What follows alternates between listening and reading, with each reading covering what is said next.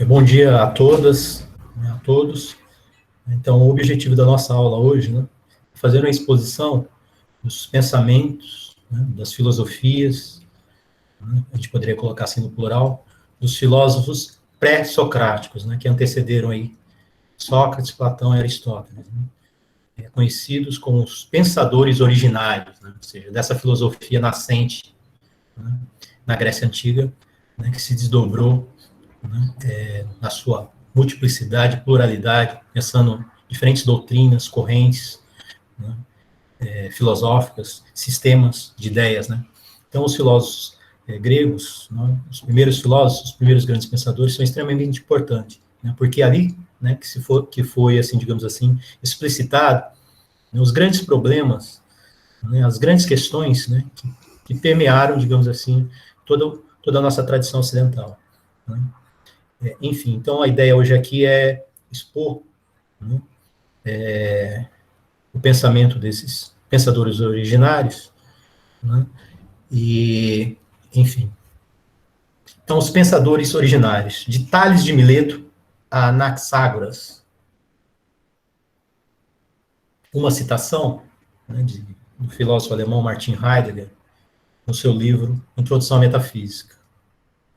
É na palavra, é na linguagem que as coisas chegam a ser o que são. O que diz então a palavra physis? Evoca o que sai ou brota de dentro de si mesmo. Por exemplo, brotar de uma rosa.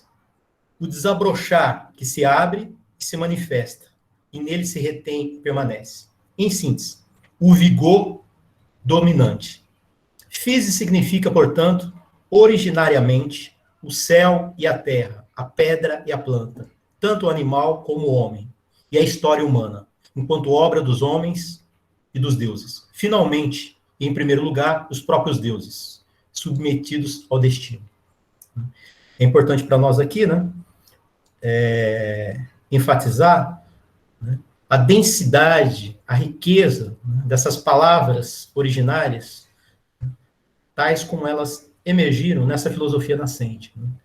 As palavras originárias, filosóficas, pensantes, como diz o próprio Heidegger, né? A aletheia, o desvelamento, a manifestação, a verdade, né? A physis, né?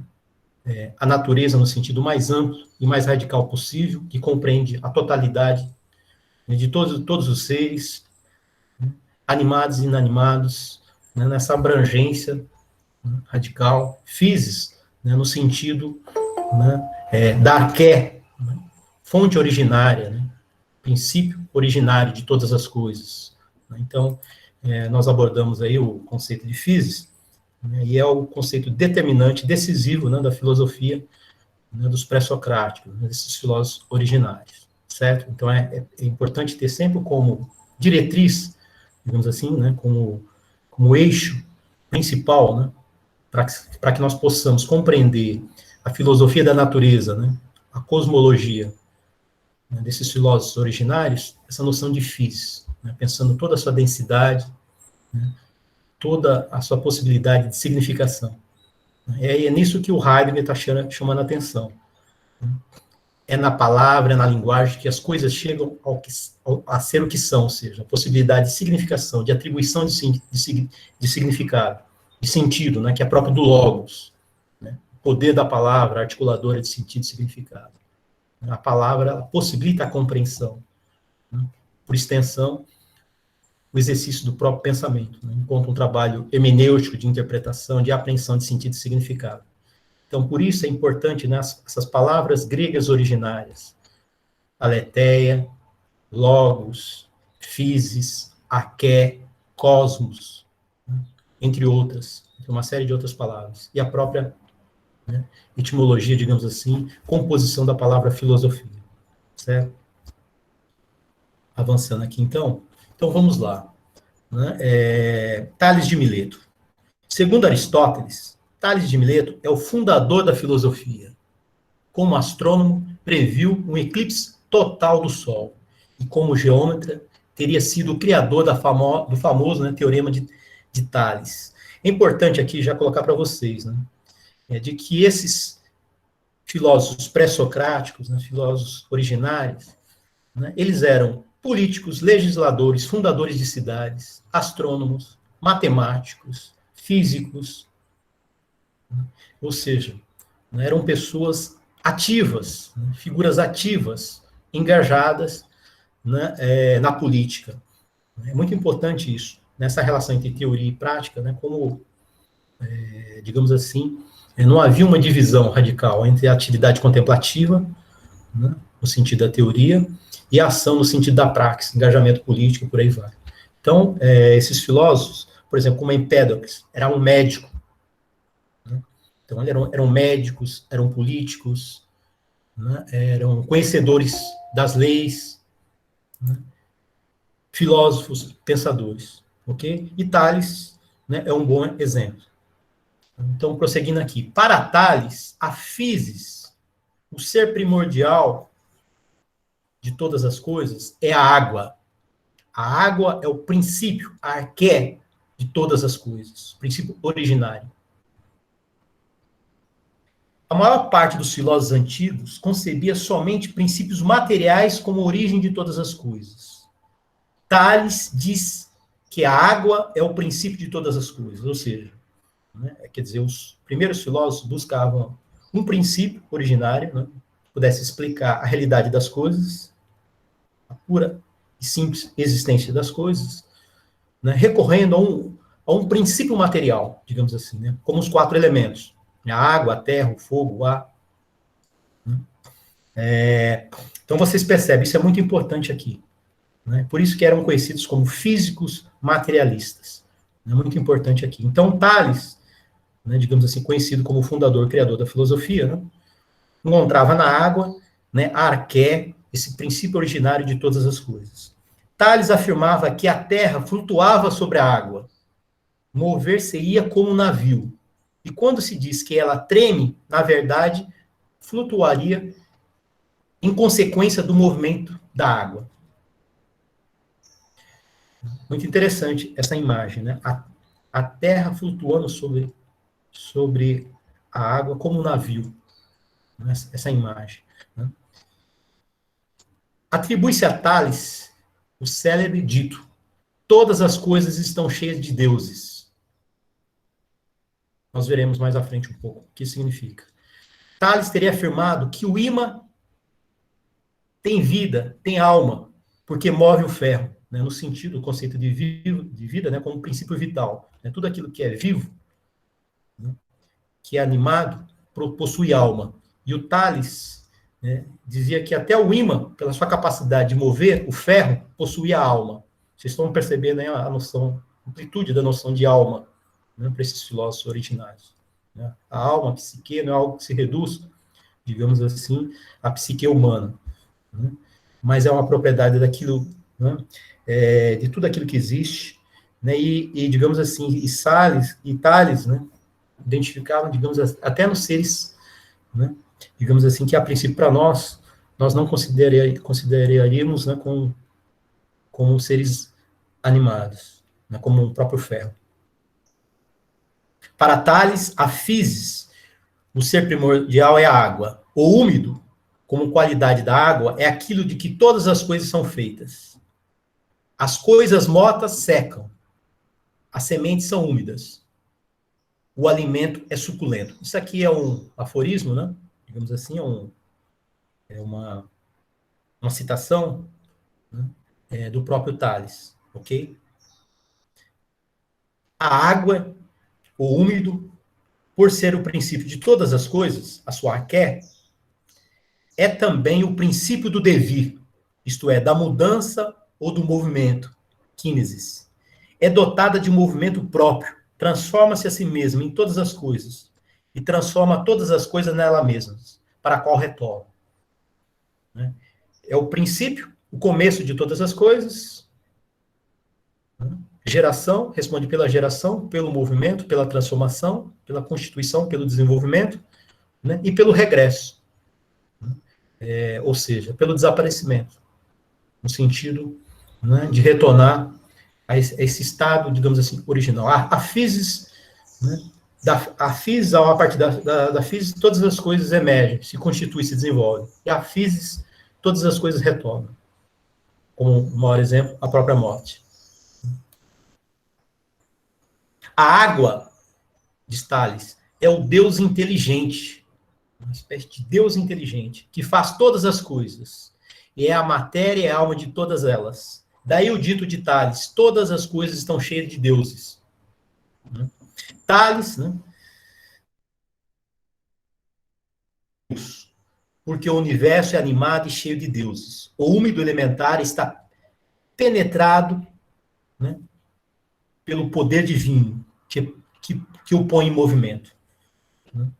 Então, a ideia de Deus, né, que os deuses gregos, que eu abordei na aula anterior, né, no sentido, digamos assim, como é que esses filósofos pré-socráticos, né, eles vão racionalizando, né, digamos assim, né, o mito e a religião, né, no sentido do antropomorfismo, né, romanizando esses deuses, né, e, enfim.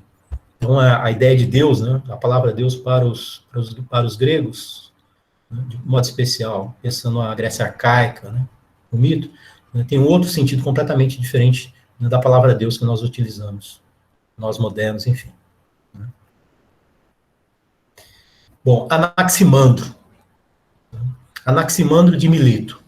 O princípio de todas as coisas é o ilimitado, apeiron, né? O infinito. O ilimitado é eterno. A physis é hyperon. A physis é o limitado, indefinido e indeterminado. O ilimitado é imortal, é indissolúvel. A physis agora não é nenhum dos elementos materiais percebidos na natureza, como a terra, o fogo, né? O ar. É muito importante, né? Anaximandro, né? Embora, né, sendo, digamos assim, muito influenciado pelo pensamento de Tales de Mileto, né, identifica no arquéu, né, na physis, um outro princípio que não um princípio material, né, o que ele chama do indeterminado, apeiron. Anaxímenes de Mileto. A physis é o ar, pneuma.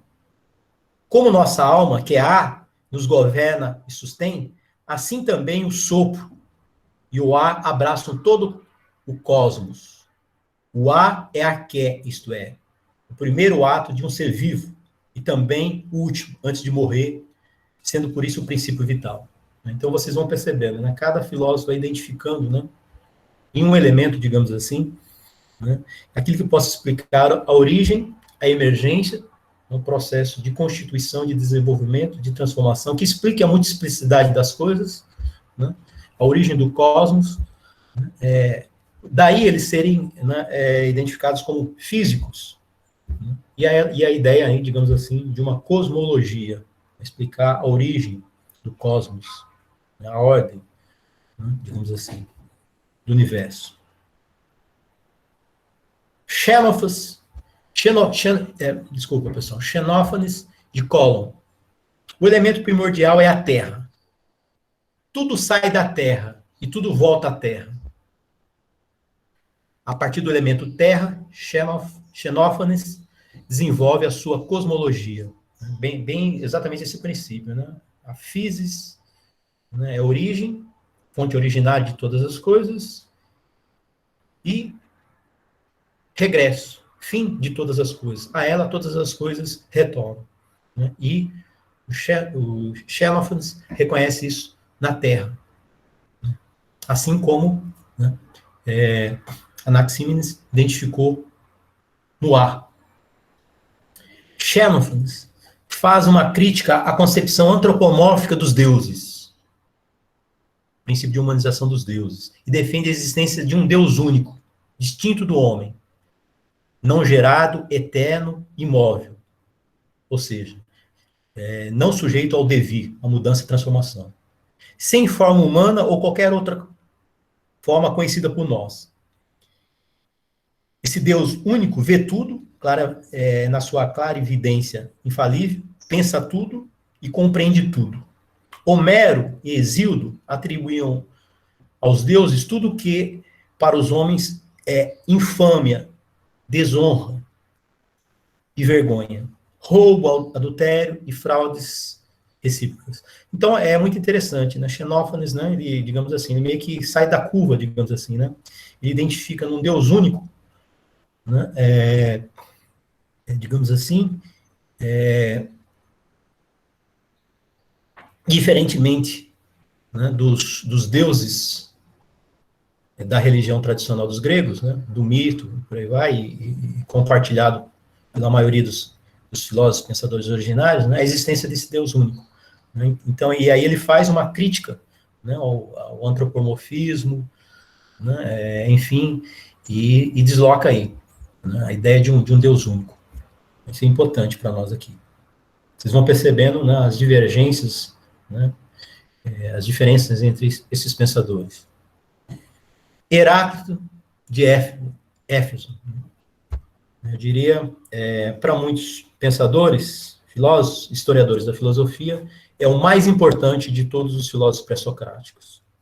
Digamos ali, ele e Parmênides. Mas Heráclito, né, digamos assim, que teria colocado o problema do devir, da mudança, da transformação de todas as coisas, né, do fluxo permanente, quer dizer, um problema do devir. Como explicar, né, a multiplicidade das coisas na sua diversidade a partir de um princípio único, né, essa relação entre o uno e o múltiplo. Então, Heráclito, né, parte, digamos assim, do devir, do vir a ser. Né? Todas as coisas estão em transformação, em fluxo permanente. Nada permanece o mesmo. Né? E esse é um problema da filosofia, né? O problema do devir, da mudança, da transformação. Heráclito de Éfeso. A physis é o fogo primordial. Veja bem, o princípio, né, material, digamos assim, o elemento primordial, fonte originária, é o fogo. Esse mundo, o mesmo para todos, nenhum dos deuses, nenhum dos homens o fez. Mas era, é e será um fogo sempre vivo, acendendo-se e apagando-se conforme a medida. É um aforismo, uma citação de Heráclito. O fogo primordial, que Heráclito também chama de logos, é aquilo que, por sua própria natureza e força interna, se transforma em todas as outras, e nelas transformado sem cessar. Vida, morte, saúde e doença, juventude e velhice, noite e dia, quente e frio. O mundo, segundo Heráclito, é um perpétuo renascer e morrer. O jovem se torna velho, o velho se faz criança. O sol é novo todos os dias. A luta dos contrários. Isso expressa o fluxo permanente de todas as coisas, que as coisas estão permanentemente em movimento, em transformação. Vida e morte, morte e vida, saúde e doença, doença e saúde, quente e frio, frio e quente, úmido e seco, seco e úmido. Né? Esse jogo dos contrários, né, que explica, segundo, digamos assim, Heráclito, esse movimento, essa transformação permanente de todas as coisas.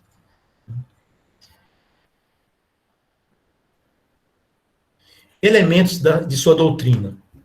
Tudo é um. O uno e o múltiplo são uma só e a mesma coisa. Ou seja, esse problema, né, da relação entre o uno e o múltiplo, do idêntico e do diferente. O princípio de identidade e a diversidade, a pluralidade das coisas. Né? Embora Heráclito, né, seja adepto da pluralidade, da diversidade das coisas, que é próprio do fluxo, do devir, do vir a ser constante das coisas, né, ele como filósofo pré-socrático, né, vai reconhecer uma unidade, né, desses contrários. Esse jogo de oposições, essa tensão, esse conflito, ou mesmo essa guerra, né, dos opostos, né, acaba constituindo, digamos assim, uma unidade, uma harmonia, né, sem anular as diferenças. Né, o quente, né, o frio, a noite e o dia, né, um não anula o outro. Né, sempre essa tensão. Né, o arco da lira, que eles chamam, né, da qual nasce a mais bela harmonia. É muito importante isso. Então, a ideia de que tudo é um, ou seja, e esse um, ele é plural. Né? É essa pluralidade, esse jogo das oposições, dos contrários, né, que define a própria unidade, ou seja, a ideia de uma unidade interna, né, as oposições. Tudo é um. O uno e o múltiplo são uma só e a mesma coisa. É sabido escutar, não a mim, mas ao Logos, que por mim fala, e confessar que todas as coisas são um. A sabedoria humana liga-se ao Logos. Este Logos, os homens, antes ou depois de o haverem ouvido, escutado, jamais o compreenderam. É muito importante aqui o elemento, né? Quer dizer, a amplitude da noção de Logos, né? Porque a partir de Aristóteles, fundamentalmente, né, a gente poderia colocar assim, o Logos é associado, digamos assim, uma espécie, digamos assim, de substância, né, que expressa, digamos assim, a nossa capacidade, né? Ou seja, a alma racional, a capacidade discursiva de articular sentido e significado. O Logos, né, no sentido de Aristóteles, né, o homem é um ser vivo dotado de Logos, expressa essa faculdade humana, né, expressa o intelecto, né, expressa, digamos assim, a inteligência e a razão. Né? Os gregos que antecederam, né, Aristóteles, Sócrates, Platão, pensavam a noção de Logos num sentido muito mais amplo. Né? Então, aqui é muito importante a gente já ter, vocês verem, né, como é que os próprios filósofos, né, pensando assim, o desdobramento das ideias, né, filosóficas, né, e a constituição emergente de outras filosofias, vão ressignificando as próprias palavras. Né? Aristóteles utiliza a palavra logos no sentido especializado. O homem é um ser vivo dotado de logos, ou seja, é um atributo, uma propriedade que nos torna humanos. Os animais são destituídos, excluídos do logos. Então, vocês percebem que o logos é o elemento que nos diferencia dos seres vivos em gerais, dos animais. Heráclito pensa, né, o logos no sentido do cosmos, né, no sentido, né, mais amplo possível. Né? Cabe ao homem escutar esse logos, essa voz. Né? Bom, vou prosseguir aqui.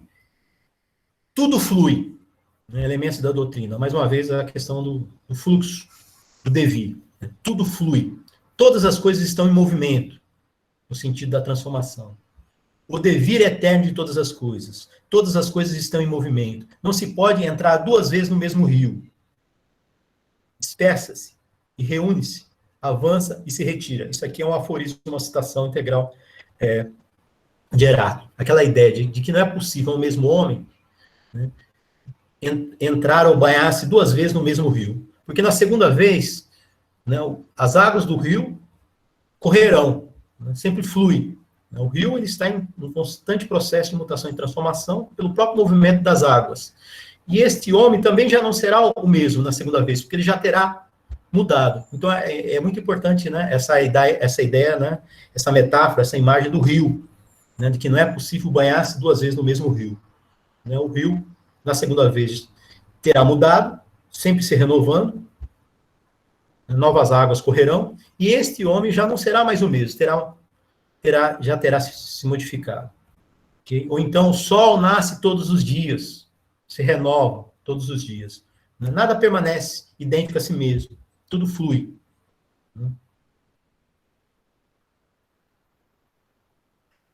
Aqui, importante, né? É a característica do devir, desse fluxo eterno de todas as coisas, o movimento. Né? O movimento se processa através dos contrários, do jogo dos contrários. Aqui entra a noção de guerra, de batalha. Né? A eterna luta dos contrários. A guerra é o pai e o rei de todas as coisas. A guerra é o pai de todas as coisas e de todas o rei. De uns fez deuses, de outros homens, de uns escravos, de outros homens livres. Tudo se faz por contraste. Da luta dos contrários nasce a mais bela harmonia. A exemplo da lira, a tensão, né, das cordas. A bela harmonia de tensões contrárias como as do arco e da lira. Citação, né, de Heráclito. Então vocês vão percebendo, né, quer dizer, o que é que explica, né, esse movimento, esse fluxo, essa transformação de todas as coisas, que nunca permanece idêntica a si mesmas. É a luta dos contrários, o jogo das oposições, noite e dia, guerra e paz. E, por último, né, que é próprio da sua doutrina aí, a ideia de que a natureza, a physis, ama esconder-se, ocultar-se. Né? Esse aqui, né, digamos assim, essa afirmação de Heráclito é extremamente importante, porque acaba expressando o próprio conceito de aletheia, né? O desvelamento, o desocultamento. Por exemplo, a imagem, né, o símbolo da lua, o lado escuro, obscuro da lua. Quer dizer, a lua ela sempre se esconde, né? Ela não se revela, não se mostra plenamente. Há sempre um lado oculto, escondido.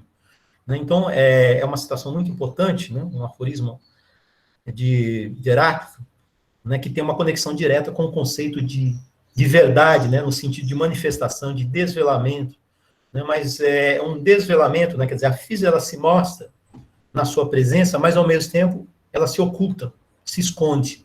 Né? Daí a ideia de que da natureza ama esconder-se. Ok?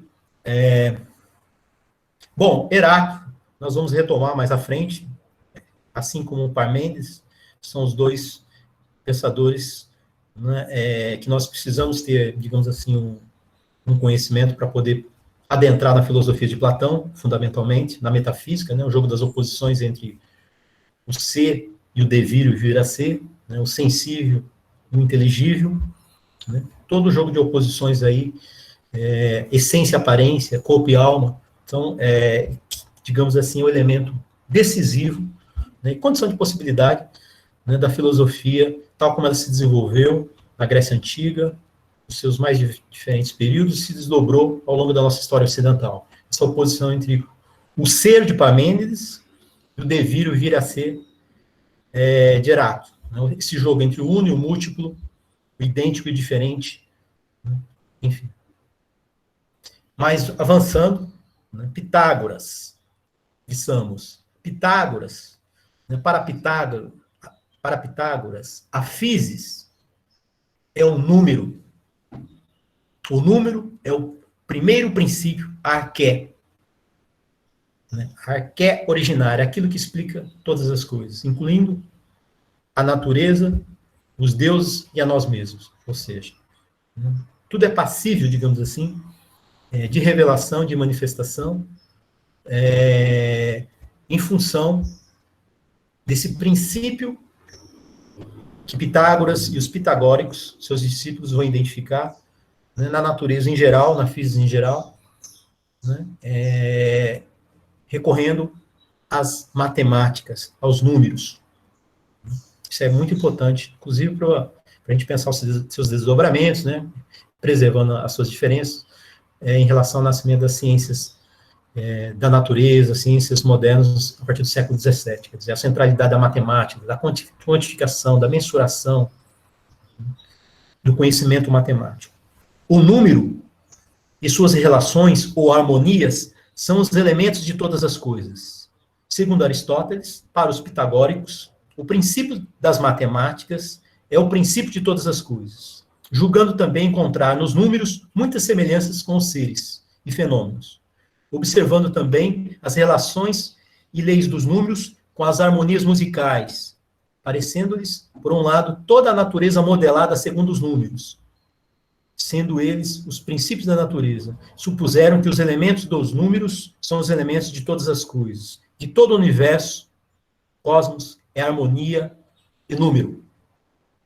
Aqui digamos assim, uma apresentação bem sintética, né, mas já fica assim explicitado a importância dos números e a posição de Pitágoras e dos pitagóricos, né, de que o elemento, digamos assim, arqué, que possibilitam a explicação de todas as coisas, né, pensando o campo mais vasto da física, é o número, né, são os números.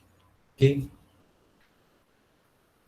Atribui-se a Pitágoras as seguintes doutrinas: a que afirma ser a alma imortal, imortalidade da alma. Nós vamos ver isso, essa temática em Platão. 2, a que a alma transmigra de uma para outra espécie animal, transmigração da alma. É muito curioso isso, né? De que a alma, ela transmigrava entre os corpos, né? Mas também entre os seres mais diversos. né, dos homens para os animais, né? Então, tem a ideia de transmigração da alma, de imortalidade da alma, é um tema extremamente importante, né, na filosofia de Platão, e nós vamos retomar isso. Então, assim, digamos que foi Pitágoras, os pitagóricos, que colocaram, de modo assim decisivo, a hipótese, né, de uma imortalidade da alma, né, e segundo, né, a ideia de uma transmigração, reencarnação, né, de que a alma, ela está sempre, né, migrando, se reencarnando em outros corpos. Né? Ou seja, é bem essa ideia, né, de que a alma é imortal, mas o corpo morre. Mas como a alma é imortal, ela precisa transmigrar, né, para outros corpos. Pitágoras defendia a purificação da alma para livrá-la da transmissão ou roda dos nascimentos, por meio da sabedoria. Aí o orfismo, a prática órfica, né, são os elementos importantes. A ascese, a purificação da alma, né, pensando aí, né, o campo do orfismo, enfim, que é extremamente importante, inclusive para compreender filosofias posteriores. Né, a própria tem influências sobre a filosofia de Platão. Nós vamos ver isso. A ideia de que a alma precisa ser purificada dos corpos, né, e quebrar com esse ciclo dos renascimentos. Né? Ou seja, essa alma impura pode ainda estar, né, colada, acoplada a um corpo. Né? Então, ela precisa ser purificada através de um exercício, de uma ascese, um processo de purificação, né, para ela quebrar, digamos assim, esse ciclo dos nascimentos. Então, isso é algo importante para nós aí. Como adepto, né, de Apolo Delfo, do deus Apolo, acreditava na verdade como inspiradora e revelação divina. E por isso teria dito que a sabedoria plena pertence ao Deus Apolo, ou aos deuses, de acordo com a tradução. E que ao sábio, ao filósofo, resta amá-la, desejá-la, ligar-se a ela pela amizade, filia, tornando-se filósofos. Você está entendendo? Vocês estão percebendo aí a própria definição, digamos assim, etimologia da palavra, né? Entra aí a questão da filia, da amizade em relação ao saber, em relação à sabedoria, né? O filósofo como sábio, né, que deseja, que ama, que busca, né, a verdade, mas uma verdade, digamos assim, na sua transparência, né? Ou então uma sabedoria plena, né? É algo apenas acessível ao Deus, Apolo, ou aos deuses. Né? Cabe ao filósofo, digamos assim, amá-la, desejá-la, buscá-la, né?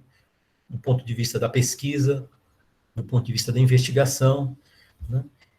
Mantendo aí, digamos assim, desde um princípio, uma relação de amizade, de amor à filosofia. Um filósofo é alguém que ama, deseja ardentemente a verdade. Essa relação entre o desejo originário, aquilo que move o filósofo, né, essa busca, né, essa filia, essa relação de amizade, o amor, amizade, filia, eros e filia, em relação à verdade. Né? Então, as conexões entre a busca da verdade e a definição da própria filosofia. O que é que busca a filosofia? O que é que busca o filósofo? Enfim. Demócrito, de Abdera. A physis, ou ser, é o átomo. Lembram vocês? Né? No caso dos pitagóricos, identifica a physis, com os números. Né?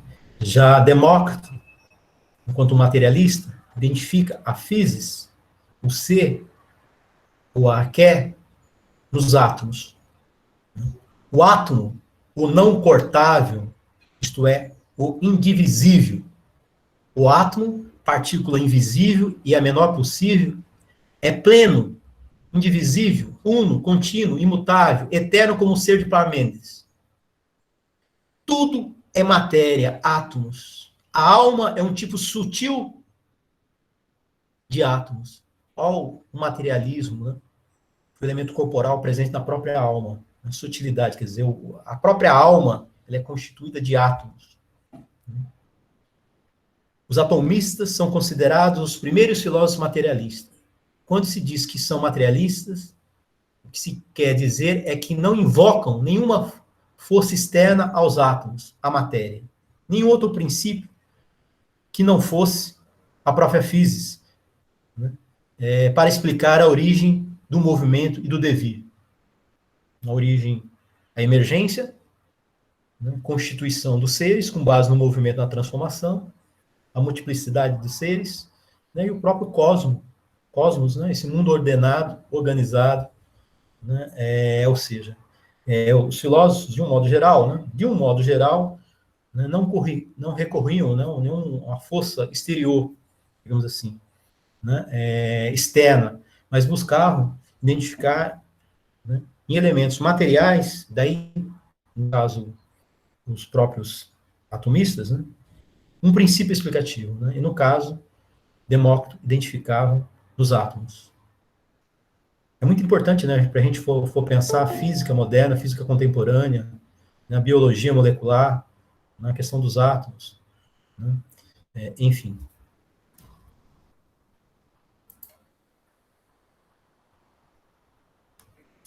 Empédocles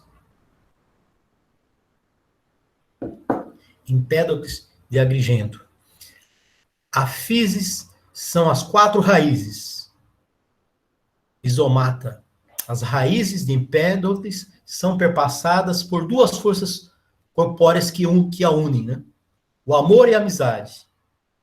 Filia, né? Ou separam ódio ou discórdia. Todas as coisas. Ou seja, todas as coisas se unem, né? E se separam em função de 2 forças. O amor é aquela força que une todas as coisas, né? Ou a amizade. E o ódio, ou a discórdia, né? É aquilo que separa todas as coisas. Então vocês vão percebendo, né? Aqui a ideia de forças, né? Em conflito, em oposição. Né? E Empédocles vai, né, explicar a physis, digamos assim, né, que segundo ele são as 4 raízes, né, que nós vamos explicitar, as 4 raízes, né, a terra, o ar, o fogo, a água, né, mas o que une e o que separa essas 4 raízes é que explica a emergência da constituição dos seres. Né? Então, o uno, idêntico a si mesmo, e o múltiplo, o diferente, né, tem uma relação com esses 2 princípios, ou com essas 2 forças. O amor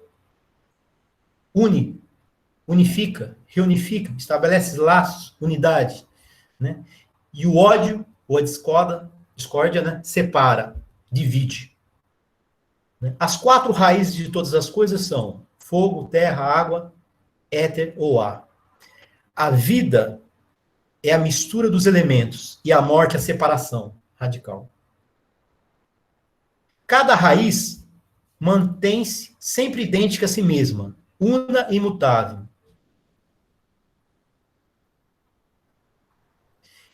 E os seres se formam pela união das raízes, desaparecendo quando elas se separam, o que explica o movimento e o devir de todas as coisas. Nascimento e morte.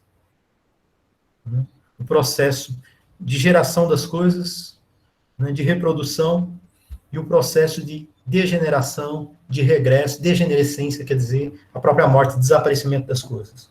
Então, essa relação entre o amor e o ódio, entre uma força unificadora e uma força, né, divisora, que divide, que separa.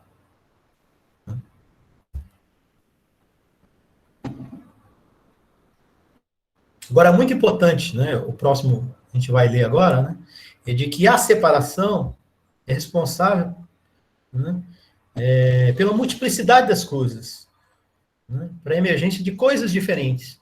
Né, divide, e nessa divisão torna possível que algo outro surja. O amor, ele vem e unifica novamente.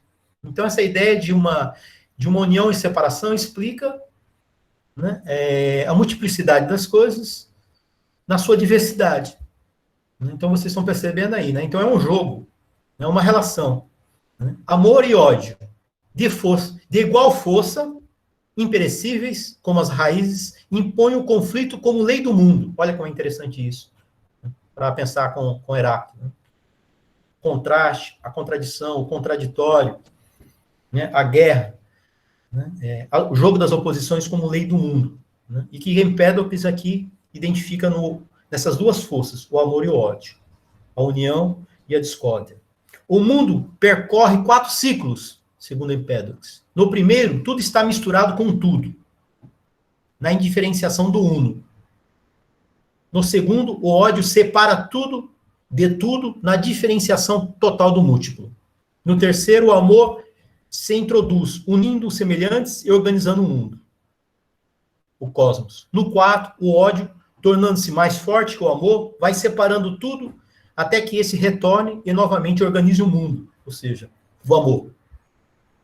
Nesse processo dinâmico, perene, surgem o céu, os astros, o sol, as estrelas, o mar, a terra, as plantas, os animais e os homens. Das misturas, derrama-se as inúmeras raças dos seres mortais, Empédocles, né? Um aforismo. É muito interessante, muito importante para nós, né? Como que ele vai explicar essa relação entre o uno e o múltiplo, o idêntico e o diferente, né? A identidade e a diferença, né? Ele explica, Empédocles, identificando no amor e no ódio, 2 forças, né, discordantes, né, que se correlacionam e que respondem, né, pela multiplicidade, né, que respondem pelo devir e que respondem, né, por esse movimento em direção à humanidade. Né. Acho muito, muito, muito bonito, muito lindo, digamos assim, tem partes, né, que sobraram, digamos assim, partes do poema, né, de Empédocles, que vocês poderiam ler. Agora, vocês percebem, né, de que é a ideia de amor e de ódio, não no sentido psicológico, né, no sentido de uma psique, pensando as nossas disposições afetivas, no campo da subjetividade, mas um amor e o ódio com forças, né, presentes no cosmos, na physis, naquilo que é responsável pelo movimento, pelo devir e vir a ser das coisas. O que é que explica, né, a existência, né, das coisas nas suas diferenças, essa pluralidade, essa diversidade?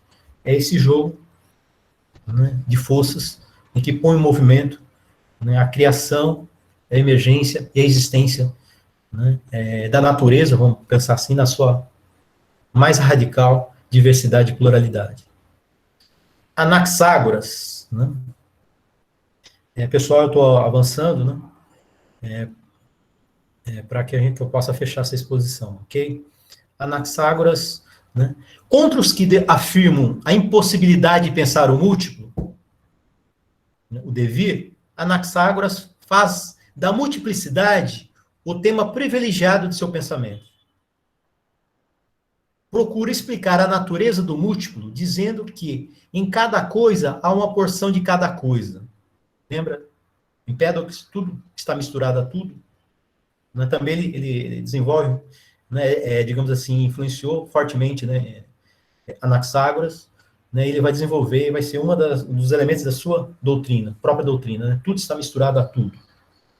Diz ele, os helenos têm uma opinião veja bem, os helenos, está errado aqui, os helenos não têm, ele vai dizer, uma opinião correta do nascimento e da destruição, pois nada nasce ou perece, mas a mistura e separação das coisas que são. Então, ele discorda, digamos assim, dos gregos, de um modo geral, quanto à ideia de nascimento, né, e destruição e morte. Pois, segundo ele, nada nasce, ou perece, ou morre, mas a mistura e separação de todas as coisas. E assim deveriam chamar corretamente o nascimento de mistura e a destruição de separação, de divisão. Eis o princípio fundamental do pensamento de Anaxágoras. Tudo está em tudo, ou todas as coisas estão juntas, ou ainda, há em cada coisa uma porção de cada coisa. Significa que a multiplicidade ou a pluralidade é originária, uma vez que só há mistura. Então, ou seja, tanto Empédocles como Anaxágoras, né, serão representantes daquilo que se convencionou chamar como escola da pluralidade. Eles partem do devir, do múltiplo, né, para explicar a physis, o cosmos, né, o nascimento, ou então o processo de constituição, de transformação e o desaparecimento de todas as coisas. Né? Então, eles assumem como algo positivo, acolhem como algo positivo, o devir, o múltiplo, a multiplicidade. Né? Por isso a ideia de que constituíram, digamos assim, talvez, pela primeira vez, uma filosofia plural, baseada na diferença, né? E não na identidade, fundamentalmente, na pluralidade, né? No devir, né? E a partir da ideia de que tudo está misturado a tudo. Né? Cada coisa carrega uma porção de outra coisa. Né?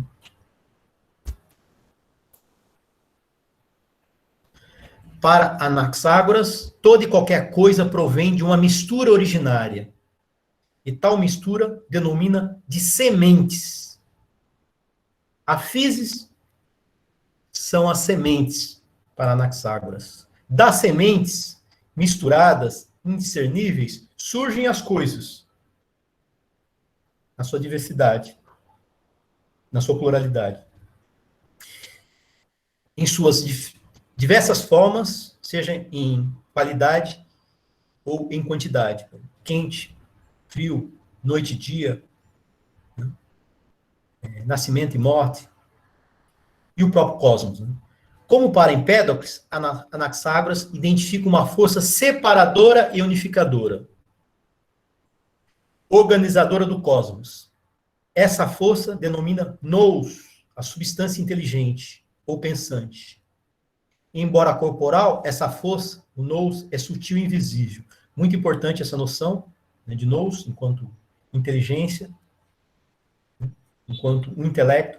Mais uma vez, a semelhança do Logos, né, de Heráclito, né, quer dizer, o Anaxágoras, né, desloca a noção de inteligência, de uma substância inteligente, né, para a própria física, para o próprio cosmos. Né? Não seria, estritamente falando, rigorosamente falando, uma propriedade, né, do humano, exclusiva, né, digamos assim. Né? Mas, digamos assim, é um elemento presente na physis, né, um elemento que organiza, digamos assim, que imprime uma ordem, né, a essa multiplicidade das coisas, a existência das coisas, né, próprio desse mundo ordenado, organizado, que é o cosmos. Né? Mas veja bem, né, diferentemente de Empédocles, Empédocles identifica a força, essas duas forças, do amor, né, e do ódio. Né? Ele, Anaxágoras, vai identificar no nous, uma substância inteligente, pensante. Veja bem, corporal. Né? Embora corporal, essa força é sutil, invisível, imperceptível.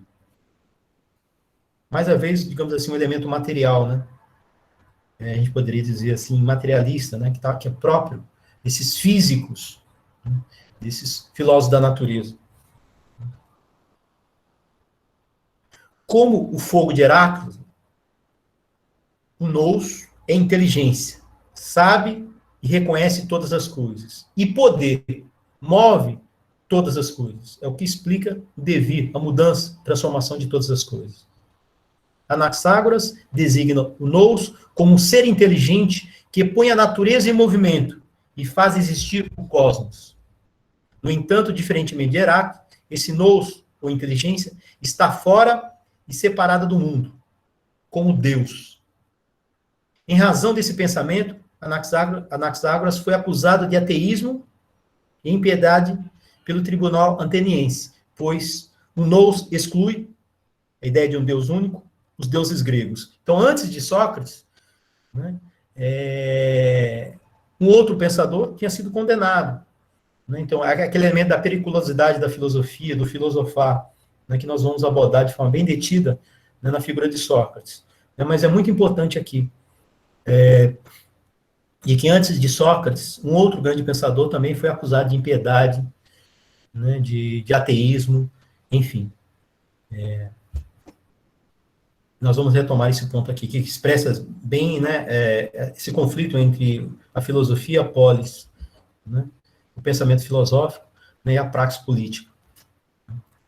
pensando a polis, sistema de valores, né, enfim, compartilhados, né, enfim. Bom, nosso último, né, pensador aqui, eu já chamei a atenção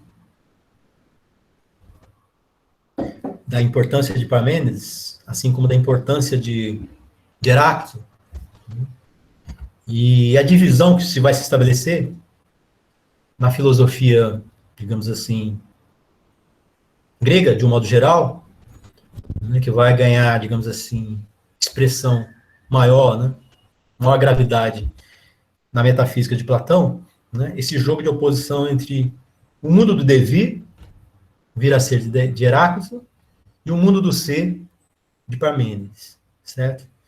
O núcleo da filosofia de Parmênides consiste na afirmação: pois pensar e ser é o mesmo. Em seu famoso poema sobre a natureza, o filósofo poeta distingue dois caminhos de investigação, o do ser e o do não ser. Dois caminhos ou duas vias, a saber, a via da verdade, aletheia, e a vida da opinião, doxa. Então, dois caminhos possíveis, né, no que diz respeito à sabedoria, ao conhecimento humano. O caminho do ser, em direção ao ser, e do não ser, aquilo que carece de ser.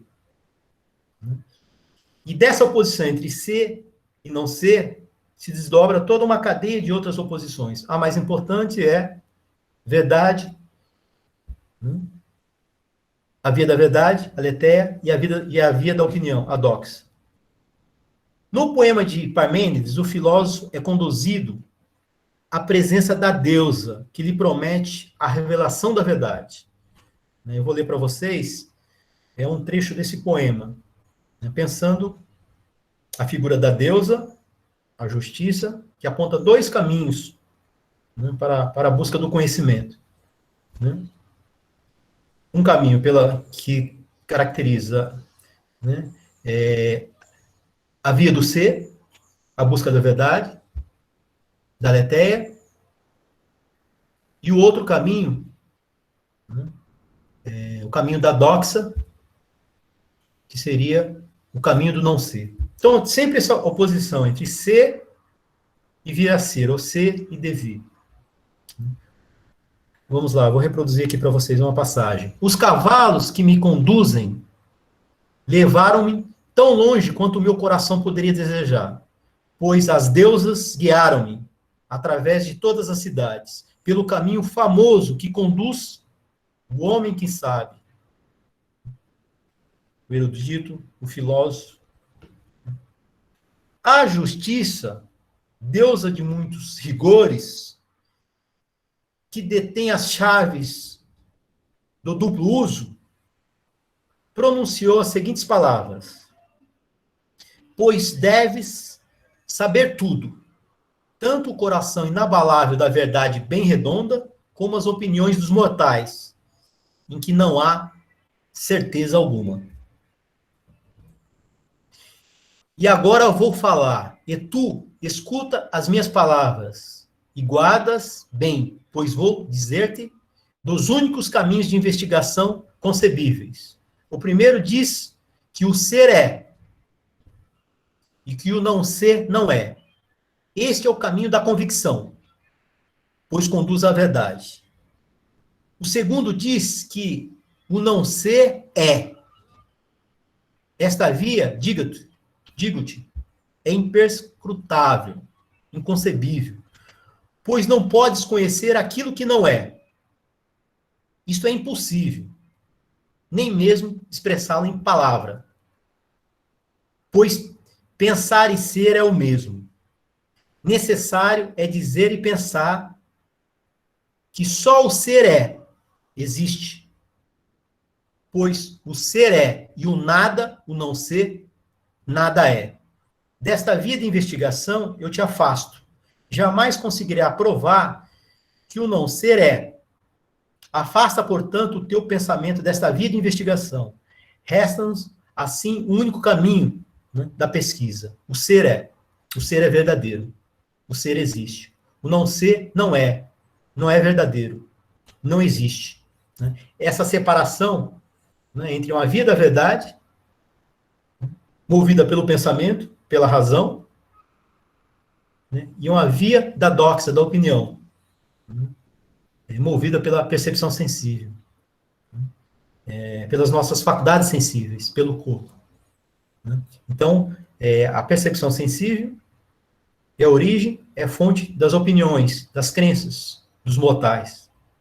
A razão, o puro pensamento, é a origem, né, e condição de possibilidade, né, de se conhecer a verdade, de se aprender a verdade. Ou seja, aprender o ser em si mesmo, que o ser é da ordem do imutável, da imutabilidade, aquilo que é sempre idêntico a si mesmo. Né? O devir, o vir a ser de Heráclito, essa multiplicidade, essa transformação de todas as coisas, né, isso expressa uma mera ilusão, né, mera opiniões, crenças que nós temos acerca das coisas. Porque o conhecimento verdadeiro é da ordem daquilo que é idêntico a si mesmo, né, que é imóvel, não está sujeito ao movimento, à transformação.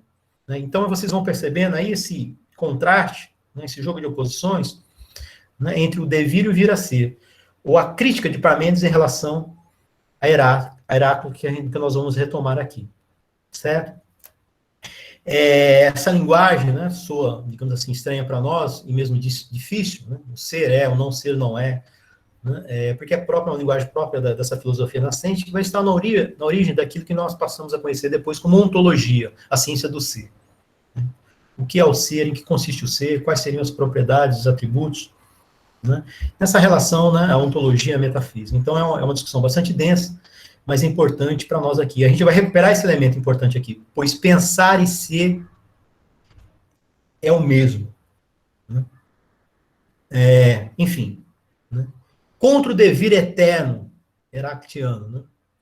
Ser, pensar e dizer são o mesmo.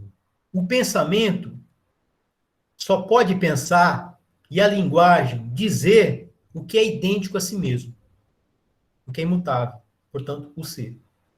O ser é identidade, não é diferença. O ser é uno, imóvel, eterno, indivisível. O ser exclui a mudança e a multiplicidade, pois o devir e o múltiplo são o não ser. Ou seja, não existem. O que jamais é e permanece idêntico a si mesmo, impensável e indizível. Então, vocês percebem assim, de que o objeto do pensamento, o pensamento só pode aprender as coisas na sua verdade, no seu verdadeiro ser, né, se aprender aquilo que é da ordem do idêntico a si mesmo, né? Quer dizer, o elemento que expressa a unidade, a indivisibilidade das coisas. Então, assim, quer dizer, o verdadeiro pensamento, ele só pode pensar o ser, e só pode dizer aquilo que é próprio do ser. O devir e a doxa. As opiniões, as crenças, ora afirmam, ora negam a mesma coisa. O que é que caracteriza a doxa? Né? São nossas opiniões, as nossas crenças, os nossos pontos de vista. Né? A gente pode pensar os indivíduos, mas a gente pode estender isso para as culturas, né? As diversas culturas, os diferentes povos. Né? Cada povo tem o seu sistema de ideias, seu sistema de valores, a sua perspectiva de ver e posicionar as coisas. Então, isso caracteriza a doxa. Né? As opiniões são mutáveis. É só observar as diferentes opiniões dos indivíduos e observar as diferentes culturas, os diferentes povos. Ora afirmam, ora negam uma mesma coisa. Sobre uma mesma coisa, tem opiniões diferentes, crenças diferentes. A opinião é mera ilusão, é mera aparência, e não um conhecimento verdadeiro. O devir, o fluxo perpétuo de todas as coisas, e, portanto, o movimento, kínesis, é, por excelência, a via da opinião, da aparência, do não ser. Os mortais tomam o não ser pelo ser. Os mortais, aqui ele está chamando o senso comum, de um modo geral, é que se atém à aparência das coisas, tal como elas se manifestam na sua pura aparência, ou seja, não aprende a essência das coisas. Essa aí já é uma linguagem de Sócrates e de Platão. Então, esse jogo entre essência e aparência, né, digamos assim, esse jogo está articulado ao jogo do devir e do ser. Um conhecimento verdadeiro, a aletheia, é da ordem do ser, daquilo que é idêntico. Né? E o devir, o vir a ser, a mudança, a transformação das coisas, é da ordem da doxa, da mera opinião. Então, aquilo que diferencia a episteme, um conhecimento verdadeiro, né, que é objeto, digamos assim, da filosofia, que busca a verdade, né, e a verdade que expresse a essência das coisas, e não só a aparência, né, vocês vão percebendo, e a doxa, a mera aparência, ilusão acerca das coisas, próprio do senso comum. Né? Então, você tem, assim, essa oposição entre ser e devir, verdade, opinião, e para radicalizar em termos platônicos, alma, alma racional e corpo sensível. Quer dizer, todo o conhecimento que emerge, né, a partir das nossas faculdades sensíveis, da nossa sensibilidade, é da ordem da doxa, das crenças. Né? E alcançar a verdade, uma apreensão da verdade, ou seja, do ser verdadeiro, só é possível através de uma dimensão não sensível em nós. Né? No caso, a alma intelectual, né? O logos ou a razão. A gente vai ver essa oposição entre o sensível e o inteligível, né? O mundo sensível e o mundo inteligível, as formas inteligíveis, imutáveis, né? De Platão, o mundo inteligível, não, o mundo suprassensível, né? Em oposição ao mundo sensível, né? E a nossa inscrição corporal sensível em relação às nossas faculdades sensíveis. Então, isso é extremamente importante para que nós possamos, né, apresentar a filosofia de Platão e a própria emergência e constituição da metafísica, né? Enfim, esse jogo das oposições. Bom, pessoal, é o que eu teria, assim, para apresentar nesse momento, nesse primeiro momento, em função do nosso tempo aqui, né? De modo que eu acho que nós temos aí as condições de possibilidade de caminhar, né, a seguir em relação a Sócrates, né, os sofistas de Sócrates e a filosofia de Platão. O que seria objeto, digamos assim, das nossas próximas aulas, certo? E então eu finalizo aqui a minha exposição aqui.